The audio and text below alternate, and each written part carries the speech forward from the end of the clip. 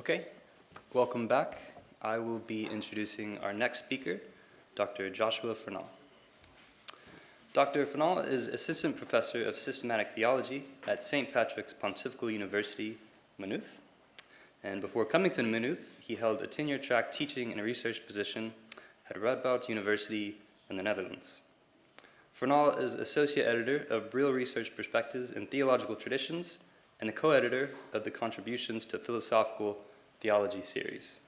Recently, he has been the recipient of 4 visiting research fellowships, including the Robert Schumann Center for Advanced Studies, the Hong Kierkegaard Library, Gladstone's Library, and the National Institute for Newman Studies. His main research interests are in the areas of 19th and 20th century continental philosophy and systematic theology.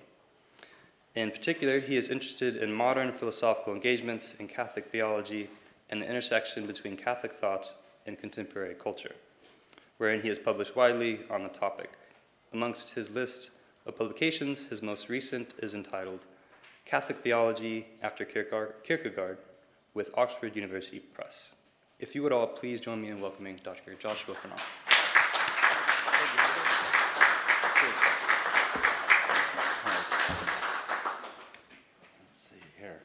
All right.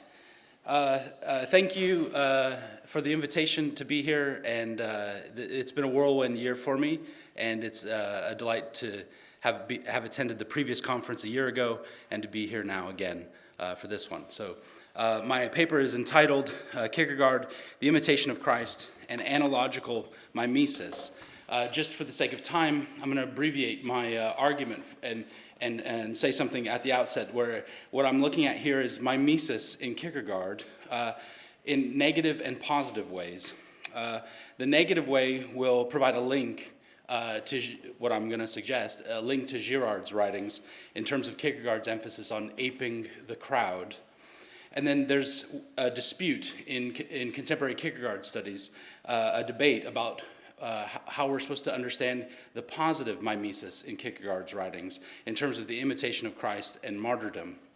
The debate runs in a secularizing trajectory toward this Emersonian perfectionism that Professor Desmond has been outlining for us, that understands martyrdom merely as a metaphor for some sort of acquired virtue.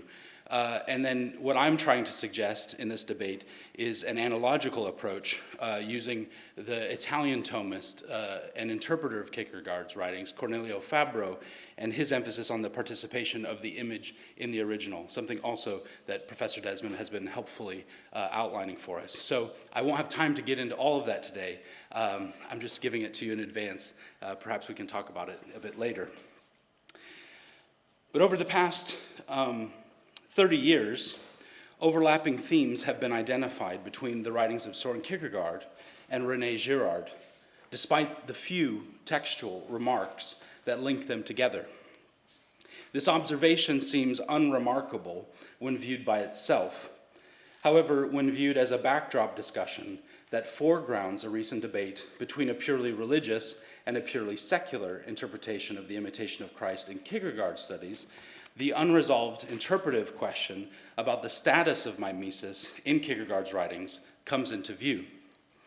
Indeed, the debate in Kierkegaard studies warrants the promise of reconciling a Kierkegaardian and Girardian view of mimesis. But how might this harmonious reconciliation occur when Girard apparently read so little of Kierkegaard? Both religious and secular interpretations contrast Kierkegaard's positive view of individual mimesis against his negative view of aping the crowd. The disagreement arises when the secularizing reading desires to tarry equivocally or ambiguously with the act of faith by grace and distill faith unambiguously or univocally to an acquired virtue by nature. In short, current approaches offering both religious and secular readings of Kierkegaard's view of imitation find negative agreement regarding the equivocal nature of faith as mimetic. What I'd like to suggest in this short paper is that Kierkegaard adopts an analogical approach that overcomes this interpretive opposition with an asymmetrical link between an aesthetic intellectual understanding and an ethical religious understanding of mimesis. Space will not permit us here, but my wider argument is that the Italian Thomist, Father Cornelio Fabbro, offers a better reading of Kierkegaard on this point, and a reconsideration of a Thomistic approach to Kierkegaard's writings is warranted after Alasdair MacIntyre's dismissal of Kierkegaard in After Virtue. So in part one, I would like to survey Girard's reception of Kierkegaard's writings to establish the thematic compatibility of mimesis.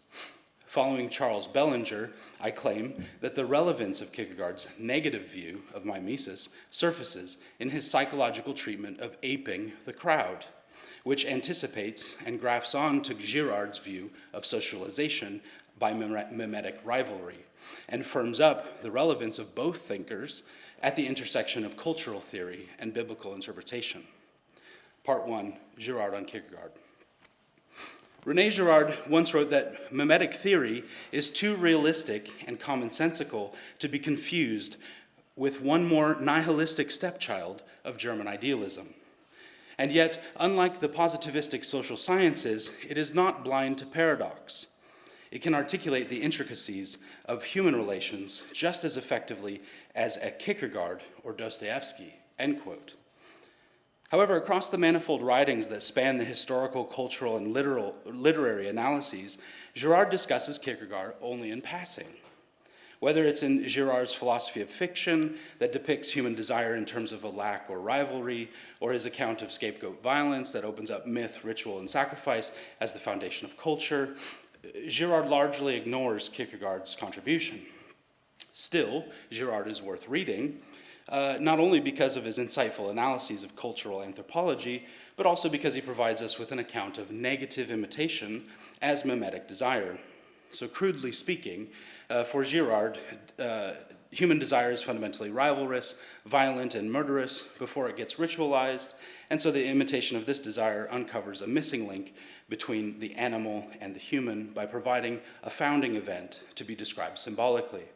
Desire is always already mirrored by another whose perceived fullness rivals our lack of fullness as potency desires act. This is the quote up here from Girard. The reason is that he desires being, something he himself lacks and which some other person seems to possess. The subject thus looks to that other person to inform him of what he should desire in order to acquire that being. If the model, who is apparently already endowed with superior being, desires some object, that object must surely be capable of conferring an even greater plenitude of being. For Girard, being is a perfection term that generates a rivalry for an apparent good. The desire for being is a lack that seeks a model of a desired perfection to acquire the apparent plenitude. The problem is that the economy of desire operates on the scarcity of the intentional object. Moreover, the collective grounds the individual and requires the sacrifice of the individual victim for its ongoing self-understanding and self-preservation.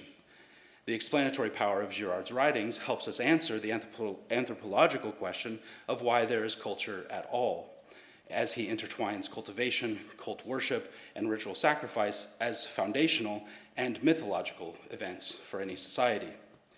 Charles Bellinger indicates at least one passage where Kierkegaard anticipates Girard's account of mimetic rivalry. In his Christian Discourses, Kierkegaard wrote about the worry of insignificance as a distinctively human feature that the bird does not share and which consumes the heathen but not the Christian. For the heathen, the mimetic rivalry is already mirrored from the collective. Kierkegaard writes, "Oh, what a difficult beginning to exist, or for coming to exist, to be, then to come into being, in order then first to be.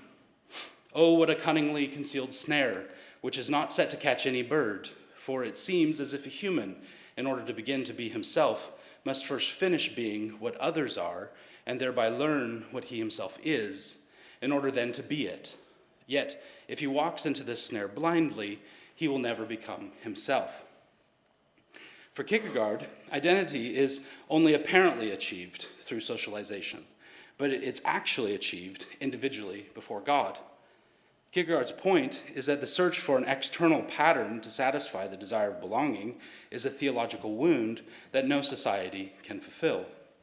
For Kierkegaard, the Christian is not blindly following the crowd for her identity, but rather is already seen by the gaze of God through the eyes of faith. Here's Kierkegaard again. For from the others, naturally, a human really only gets to know what the others are. It is in this way that the world will deceive a man from becoming himself. The others, again, know not what they are, but always what the others are. There is only one who knows himself perfectly, who knows in and of himself what he is, and that's God. And he knows also what every person is in herself, for she is that only by being for God. The person who is not for God is not himself either, which he can only be by being in the one who is in and for himself.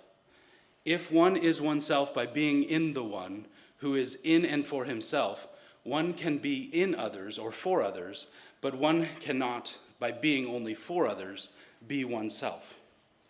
He's playing with some Hegelian maneuvers there, but I think the point is theological here. The metaphysical underpinning of Kierkegaard's remark about models of existing for others and being before God indicate a subtle distinction between God as the act of being and mimetic existence as being an act. This is the Fabro point. The eternal simpleness of God is signaled by Kierkegaard's remark about self-transparency, the one who knows himself perfectly, who is in and of himself what he is.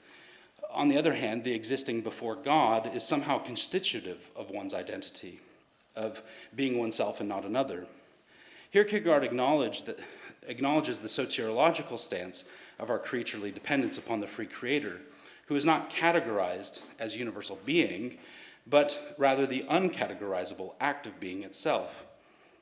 Indeed, one could claim that Kierkegaard's view of participation appears here in a transcendental way as being before God, and in a predicamental way as being for the others. Moreover, this passage illuminates how Kierkegaard makes explicit and actually anticipates what Girard leaves implicit in his Christological account of nonviolent mimesis.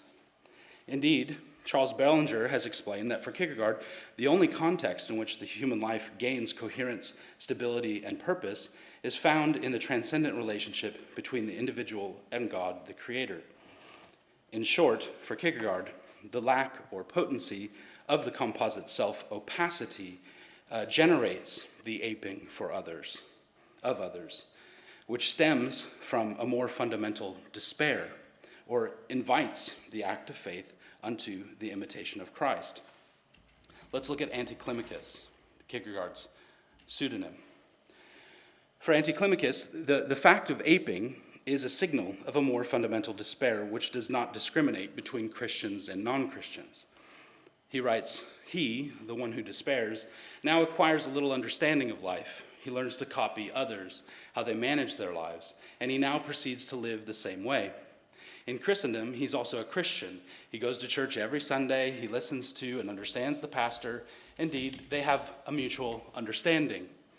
He dies. The pastor ushers him into eternity for 10 rix dollars, but a self he was not, and a self he did not become. Merely following a social pattern to preserve the status quo is something that occurs to those who are socialized to regularly attend church and those who are not. For Kierkegaard, the ethics of socialization are not conflated with the soteriological stance of existing before God. Without the God relation, Kierkegaard argued that the single individual is socialized unto despair through being another who I am not. By following the crowd, one is led to a counterfeit life that ends in despair. In this way, Kierkegaard's critique of Christendom anticipated Girard's mimetic scapegoat mechanism. It's not only Girard's emphasis on the mimetic that Kierkegaard anticipated, but also his emphasis on envious rivalry. For Kierkegaard, negative mimesis appears in the form of aping or copying others by comparison, on the basis of envying what they have to attain a counterfeit unity through that opposition. In Two Ages, Kierkegaard explained that envy becomes the negatively unifying principle in a passionless and very reflective age, which can be broken only by religious inwardness, Kierkegaard writes. If spiritlessness refers to reflection without passion, then envy animates the need to mirror what others think within the pure immanence of a post-lapsarian framework, where everything is scarce and of relative value. Indeed, Kierkegaard argued that this vice animates the rivalry in the absence of any eternal presence of abundant and absolute value. For this reason, religious interiority is required to emancipate oneself from the iron cage of envy as a counterfeit substitute for the God relation. Moreover, Kierkegaard argued that envy cannot establish society, but only dismantle society into a zero-sum sacrificial system that is demonic, under the guise of the sacral, which collectively reverts human beings to animality. In this way, Kierkegaard anticipates Girard's scapegoat mechanism by uncovering the evidence of a societal trauma en masse and disassociates each one of us from each other, from our true self, and from God. Let's turn to Kierkegaard's journals and see if we can find another passage that's worth considering. In his journals, Kierkegaard described what it was like to be in the crowd in reference to the mockery of Christ. Let's get this up. This is a longer one, so I apologize. Now imagine yourself contemporary with that event. Do you dare credit yourself with having had the courage to side openly with Christ, to side with a man mocked by every gaze, betrayed by all, whom the crowd spat upon? But you were there. Perhaps you were moved to pity at the sight of this person being abused, but you were standing in the crowd. Far be it from you to take part in this ungodly behavior. But look, those who were standing near you discovered that you did not cry out with them. In the fury of their passion, a couple of those standing closest to you took hold of you. Your life was at stake, more surely than if you were being attacked by a wild animal. And at that instant, you did not have the courage or the resolve to risk your life, especially not for such a person who was despised and abominated by all. You yielded. You too shouted insults at him. You too spat on him. Oh, enormous contradiction. Precisely he whom you mocked died in order to save your life. Here Kierkegaard depicts the crowd as the collective mob of untruth that co-opts others into defiling that truth, which results in the spiritlessness of counterfeit humanity. As we've seen, Kierkegaard refers to Christ as truth itself, whom the Gospels depict in terms of a nonviolent victim. And for this reason, Kierkegaard associated spirit with the genuine humanity of Christ, and that of the martyr with the witness to that truth of Christ. Here's another passage from his point of view as an author. The crowd is untruth.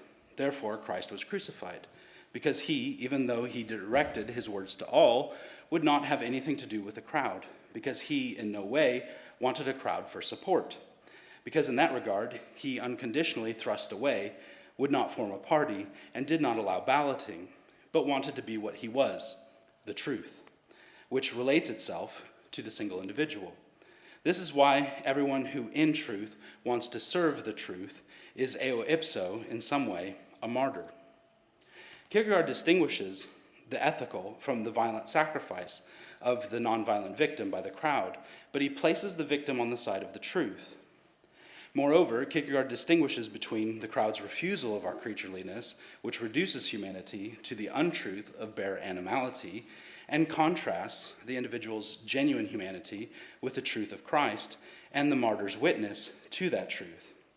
In doing so, Kierkegaard's theological anthropology is rooted in the metaphysics of free creation from nothing as the point of departure for the act of faith or the envy of despair, which at once illuminates our need for redemption. A few final words on Girard's reception of Kierkegaard. I would like to observe that one reason Girard has so few references to Kierkegaard is that his reception of Kierkegaard came through the writings of atheistic existentialists like Camus and Sartre. Indeed, Girard associated Kierkegaard with the romantic illusion of unmediated desire, which neglected the anthropological fact that each desire is already mirrored in and by another's desiring in virtuous and vicious ways. This observation could help explain why Girard spends so little time with the Kierkegaard he received. For example, Camus' emphasis on the existential revolt against oneself and against God provided the lens through which Girard read Anticlimacus's treatment of despair in The Sickness Unto Death. For Girard, Kierkegaard anticipates Camus' position, that by embracing the absurd and the meaninglessness of life, one comes to accept despair as a fundamental feature of being human. For Girard, Anticlimacus's account of despair is anti-mimetic insofar as it refers to the self-alienating and rebellious refusal of competition with oneself, another, or God, according to the predetermined end of hopelessness. Girard focused on Anticlimacus's third type of willfully defiant despair as the overriding depiction. Anticlimacus writes that in despair, the self wants to enjoy the total satisfaction of making itself into itself, of developing itself, of being itself. It wants to have the honor of this poetic, masterly construction, the way it has understood itself. And yet, in the final analysis, what it understands by itself is a riddle, end quote.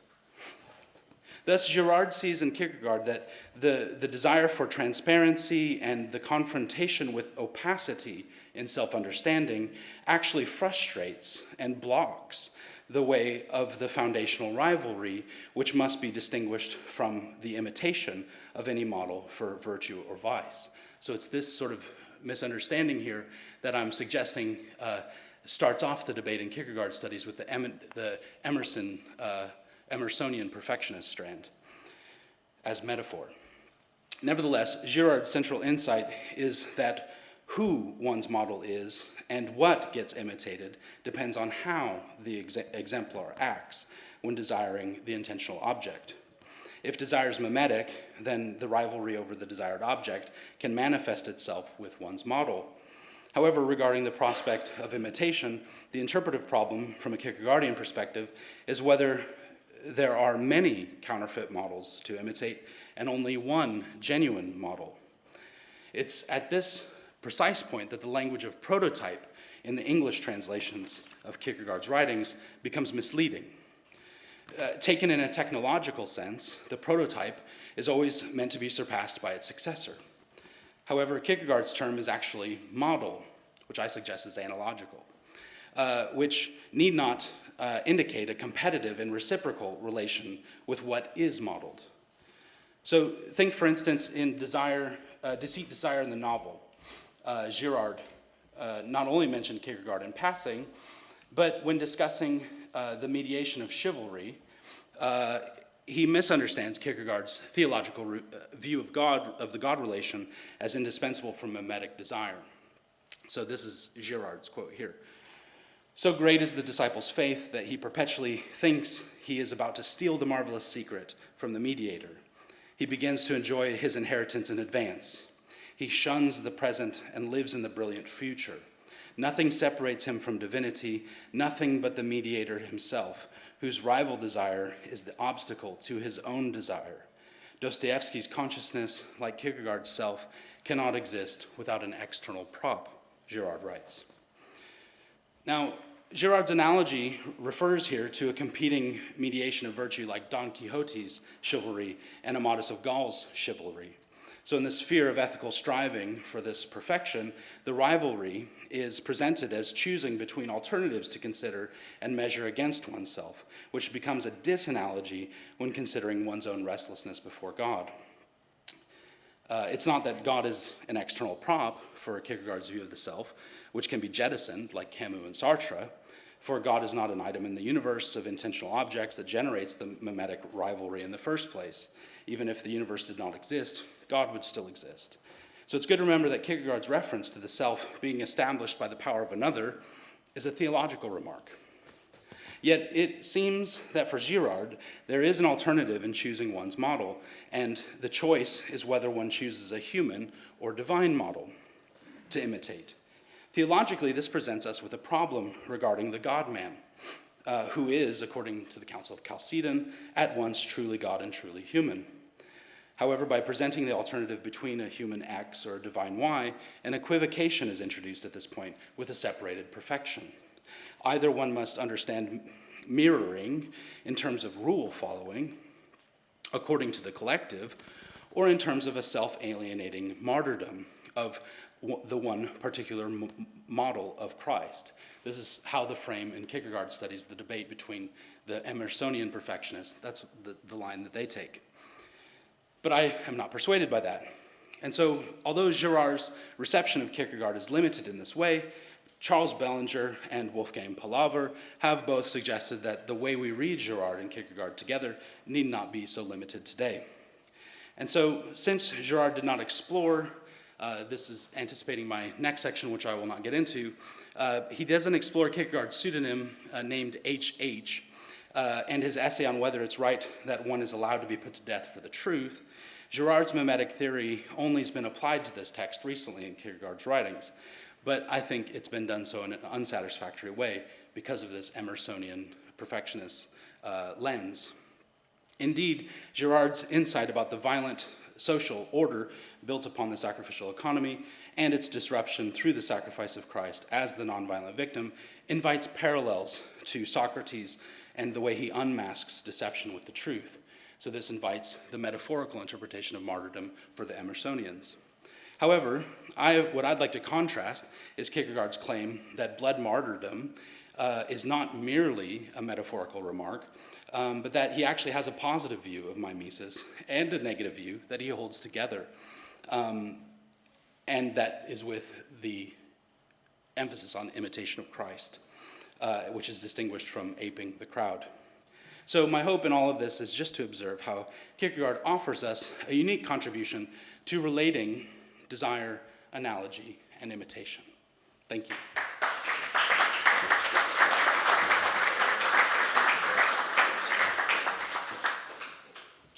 Okay, thank you very much. Now we'll hear a response from Professor Wolfgang Pallaver. Yeah, are you sure? Yeah. Okay, that's great. I was thinking about my own paper because here I have a different thing.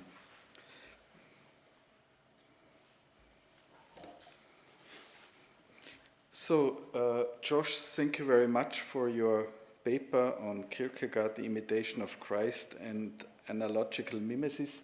I liked it a lot because I myself tried to little bit of a mimetic and Girardian reading of Kierkegaard a couple of years ago. I will tell soon why I was forced to do that a little bit.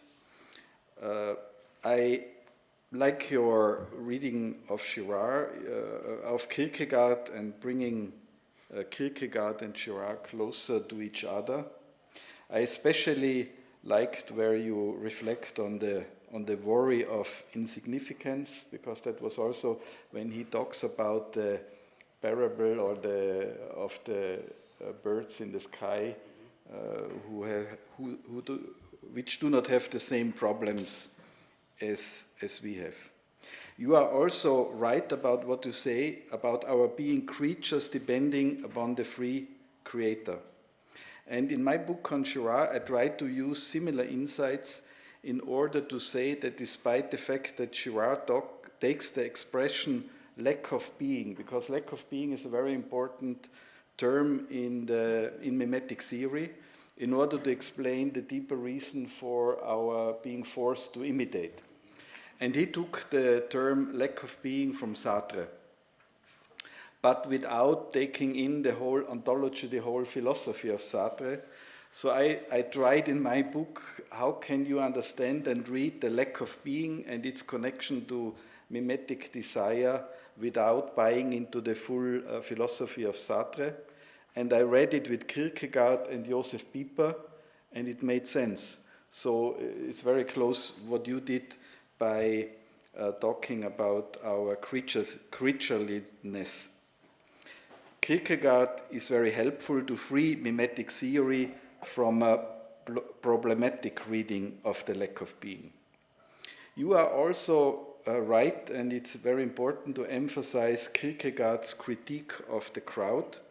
And this is also a field where you can find a lot of quotes in the work of Girard, where he, as Kierkegaard, distances himself from the crowd. So in the Girard Reader, he talks about the example of Jonah and says that Jonah is the symbol of the crowd, and it's not by accident that Hobbes used the Leviathan in order also to emphasize the crowd. He makes a very interesting observation in his book on the Book of Job, which is a book I like most by Girard, where he talks about the crowd and relates it to the danger of vox populi, vox dei. And in Evolution and Conversion, he was asked if his theory politically has anti-democratic implications, and he gave the following answer. No, to be really for democracy means seeing the dangers of democracy. Tocqueville is quite sophisticated on this score, and most of what he said is still true. He pointed out the dangers of democracy with striking intellectual clarity. If one covers up those dangers, society becomes like the Soviet Union, whose favorite system was a single house, a totally powerful mob of representatives that would be completely swayed by mimetic imbalance. To be democratic is to look for a division of powers, bicameralism, checks and balances, etc. It's important to see the dangers of mass society and to try to counter them as effectively as possible. Mimetic theory is a real contribution to this understanding. So very strong on his anti-crowd perspective, and there is in Evolution and Conversion an even stronger remark about his anti-crowd stance, because he was asked what is his personal political standpoints, and he said in the beginning when he was in France he was left-wing. When he later came to the United States and was teaching at Duke University for 1 year, he was also a Democrat. Later he changed. I would say, and I quote now Girard, I would say that I'm a centrist, meaning I am anti-crowd. The mobilized crowd Sartre dreamed of, and ultimately the scapegoat theory is fundamentally an anti-crowd theory. After all, the crowd tends to be completely on the right or on the left. An intellectual has the obligation to avoid such dichotomies. So he's, I think, really anti-crowd. I think also your interpretation or your reference to Kierkegaard's two ages is very important for a mimetic interpretation. I also, so I have not enough criticism for some attention. I also fully agree with you that Kierkegaard anticipates Girard's scapegoat mechanism. I have two little questions, and it could be that you draw on certain parts of Girard where that would be right. The first is you write the following, or said the following: crudely speaking, for Girard, human desire is fundamentally rivalrous, violent, and murderous before it is ritualized. Well, you are careful because you said crudely speaking, but we shouldn't speak crudely. And if we do not speak crudely but properly, that is not true. Because I think and my paper actually will deal with that a lot. In the beginning, desire was for him very much connected to eros that he saw as completely negative. But it started with his interview with Rebecca Adams, and later on, especially in the book I See Satan Fall Like Lightning, which is systematically the most well-done Girardian approach on all those questions. He said, desire is intrinsically good. So don't speak crudely about those things.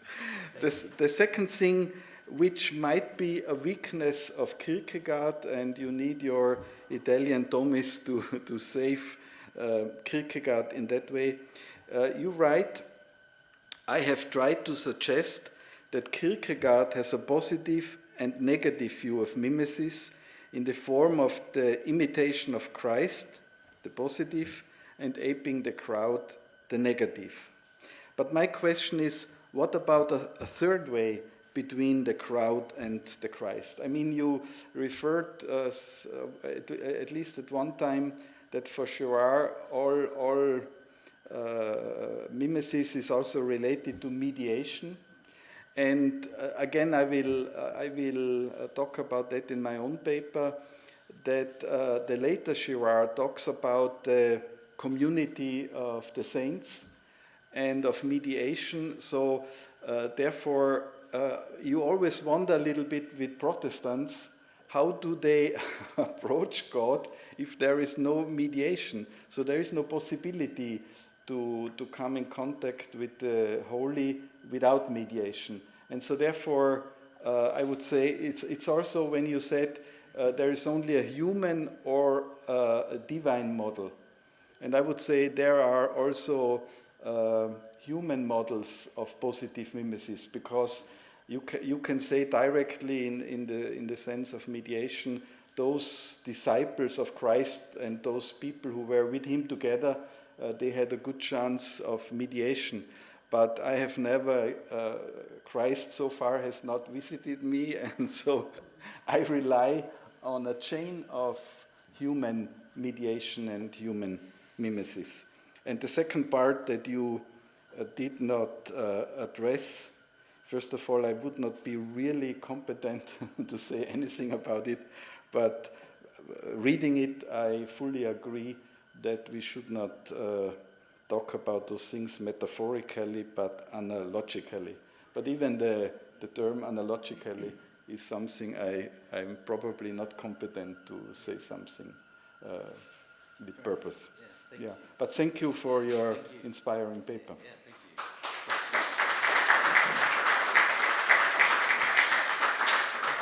Thank you very much for that response. Dr. Furnal, would you like to give a brief response as well?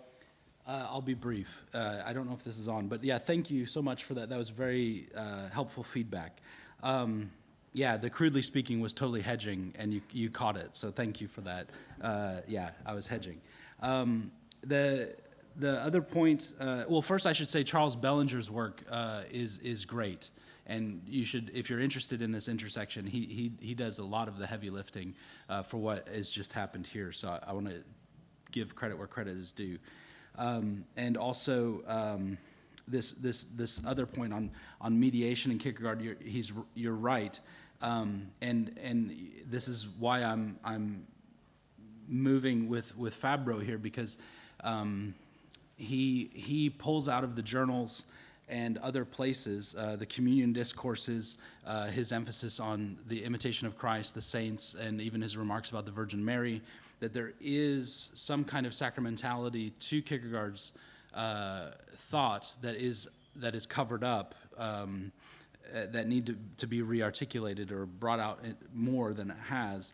And one thing that I've translated recently, it was published in the Newman Studies Journal, and I think it might come out in the Notre Dame Church Life shortly as well, is Fabro's comparison between John Henry Newman and Soren Kierkegaard on ecclesiology.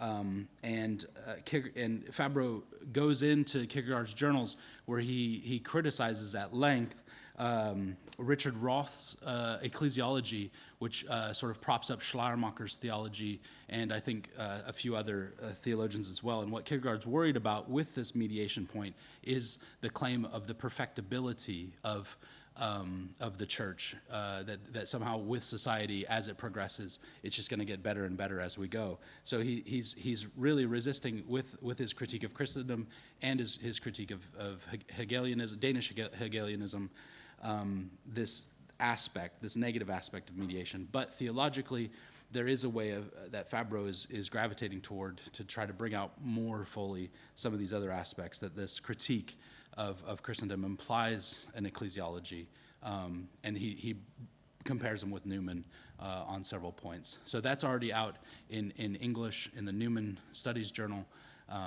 And so it's a very important point that you're making, and I'm really trying to address it in an adequate way. So I really appreciate you bringing it up. Thank you. That's all that I have. Great. Okay, and per usual, we'll go ahead and open up the floor for questions. We have about 20 minutes, so if anybody has a question, you can just go ahead and walk up per usual.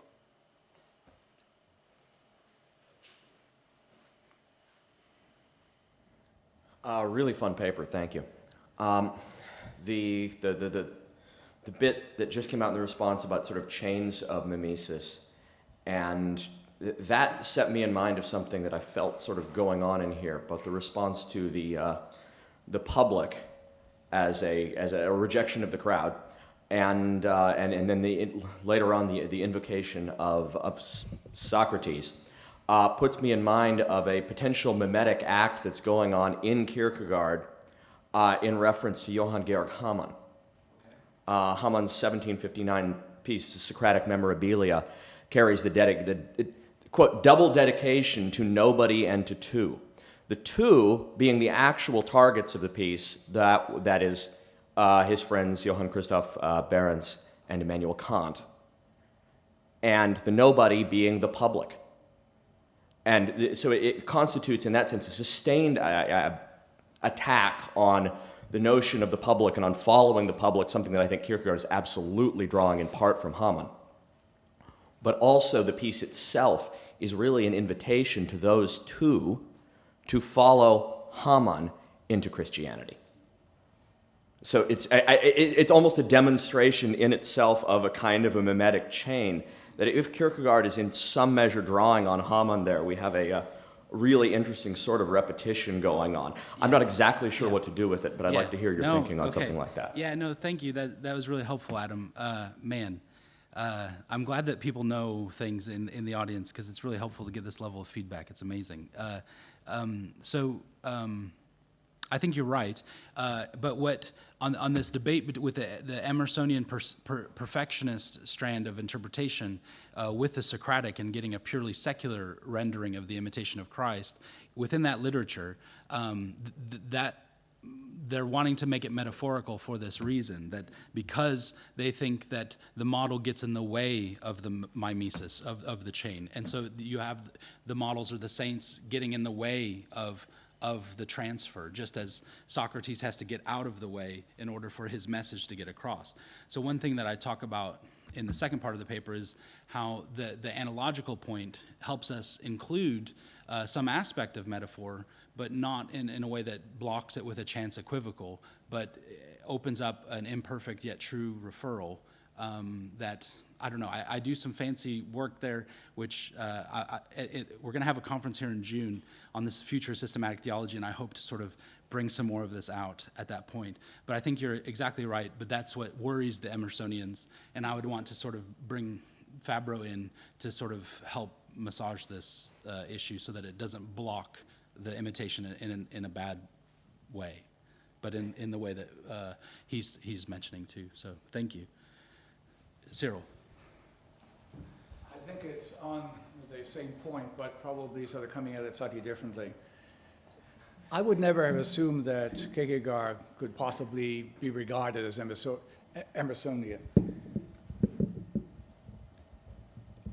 His notion of exceptionality is, in my view, formal.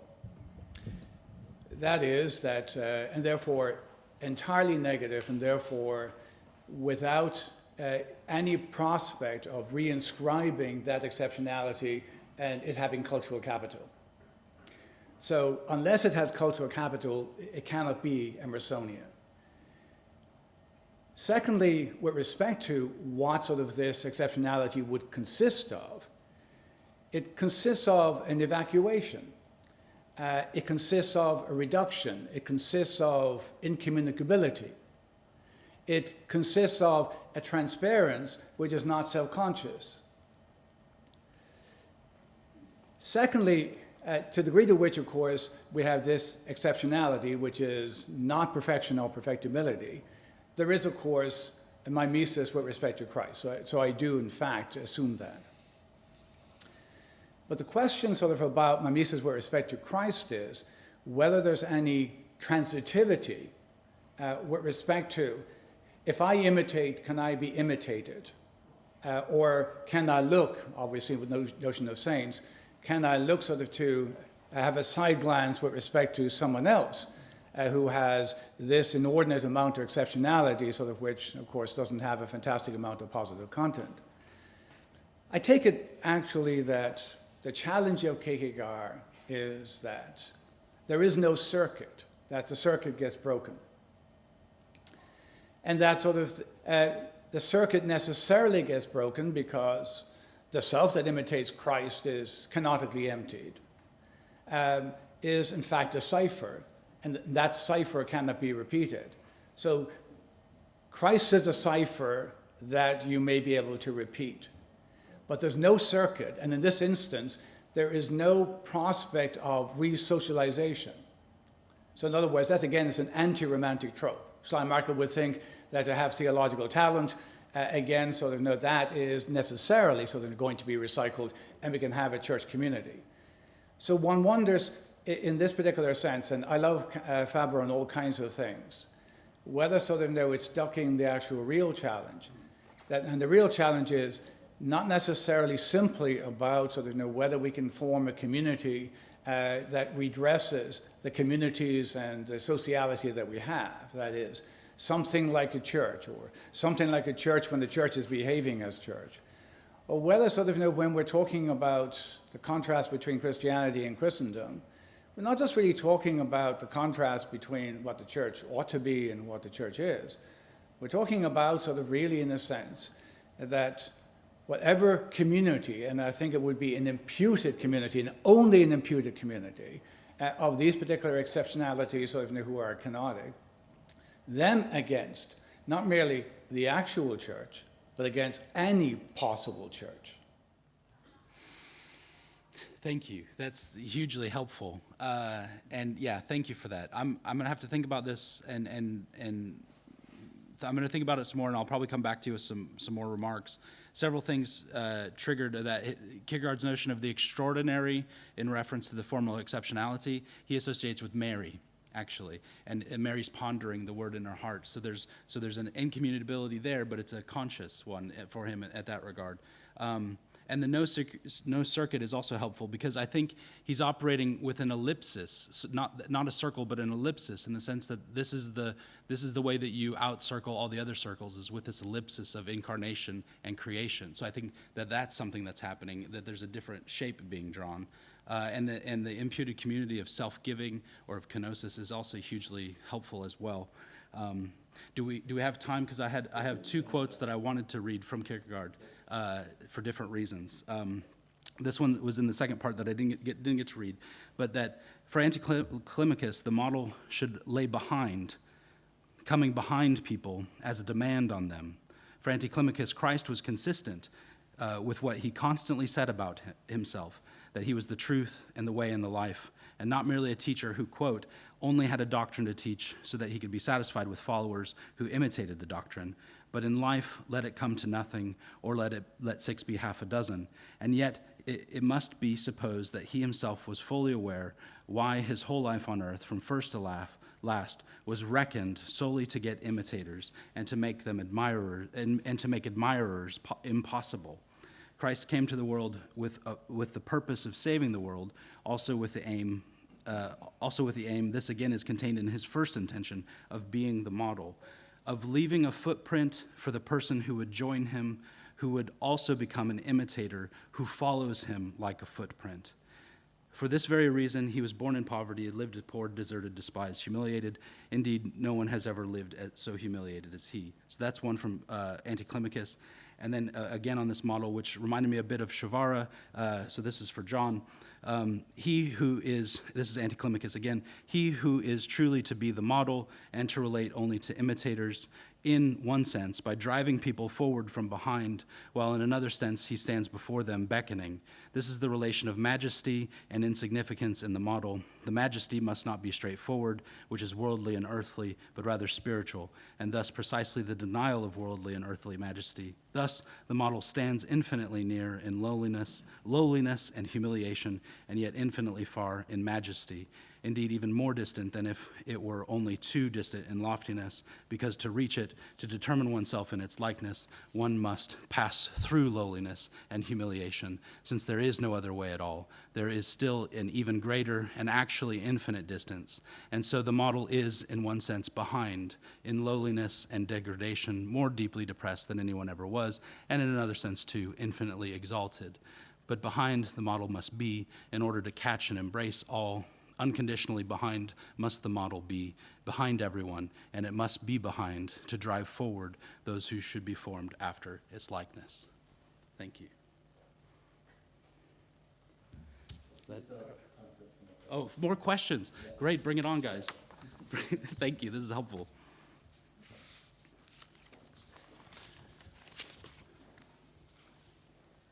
So thank you, Joseph, for your presentation. I have a remark on the issue about the crowd Yeah. and the relevance of that issue for mimetic theory. My question is, well, you're echoing a lot of Heideggerian balance. Heidegger would prefer design over the Mitsein, the authentic individual, over like the individual who finds his or her identity in the crowd. But I think the crowd is not always negative. And I want to ask you if, did you ever consider your critique of the crowd in dialogue with other perspectives of communitarian ethics, for example, the African concept of Ubuntu, where the individual necessarily finds his or her identity in the crowd, and other contextual aspects of African theology where it's a movement together in a crowd, so to say. And finally, what will be the impact of Kierkegaard's, or what would Kierkegaard have to say to people with certain disabilities whom out of their own personal ability cannot imitate, and they necessarily need to follow others to find some kind of an authentic identity? Thank you. Yeah, there's several questions in there. The last one on disability, Kierkegaard affirms the human dignity of each person as this because of his theology of creation. So disability is an important issue to study, and he wouldn't, I don't think, have any major issues there. So I don't know if you're thinking of McIntyre on this point about we're all disabled at one point in our life eventually. So I don't know where to go with that. And the Heidegger point, I tried to leave him out because he plagiarizes most of his stuff from Kierkegaard, and we tried to stick it on René Girard for the purpose of the conference and the theme. The communitarianism in Kierkegaard, I'll have to think about that more as well, and how that would flesh out. But I think largely it's the untruth that he uses the Barabbas scene from the Bible, that it's the crowd asking for Barabbas, and the point that Wolfgang was making about the Vox Populi as well, that there should be a critical eye brought to that. So I don't know, those are many points I think that you brought up that I'll have to consider further and think about how that might help. So thank you. Yeah, I just want to say also something to your question. I wouldn't use the word crowd, the term crowd, when you talk about Ubuntu or community, because the crowd has no individual responsibility. So a crowd is an aggregation of people without individual responsibility. And the interesting thing about Christian understanding, and that applies also to mimetic theory, that you have a strong emphasis on individuality, but not atomistic individuality, but the individuality in relationship. And this is not the same as a crowd. So even if we go, because Kierkegaard did a lot, and others at the same time, Tocqueville, Kierkegaard, Donoso Cortés, the more conservative Catholic thinker, they at the same time saw the dangers of a democracy governed by the crowd spirit. But that's not the same thing as Ubuntu. So I would say Girard, at least Girard's strong criticism of the crowd is valid, but that doesn't mean the alternative is a atomistic, single individual, disconnected. Yeah. Thank you. That's helpful. We have time for another question or two, if anybody would like.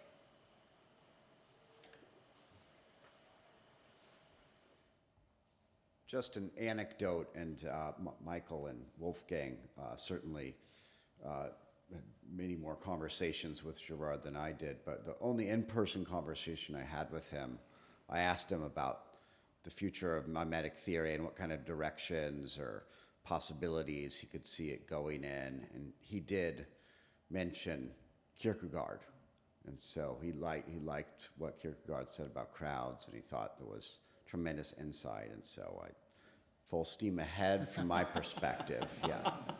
Thanks, Grant. Thanks.